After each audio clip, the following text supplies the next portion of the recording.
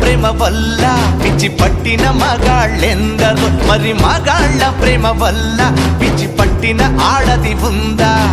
ఆడదాని వల్ల సన్యాసులైన పురుషులెంత మందో, మన పురుష జాతి వల్ల కాషాయం కట్టిన ఒక్క ఆడదుందా?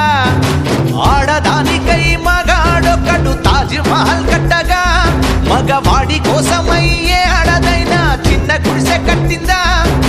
మగవాళ్ళు మంచి మనుషులు, మరి ఆడాళ్ళు ముంచే మనుషులు. నమ్మకు నమ్మకు ఆడాళ్ళలోని ప్రేమలని, నమ్మిన వాడికి చూపెడుతుంది నరకాన్ని.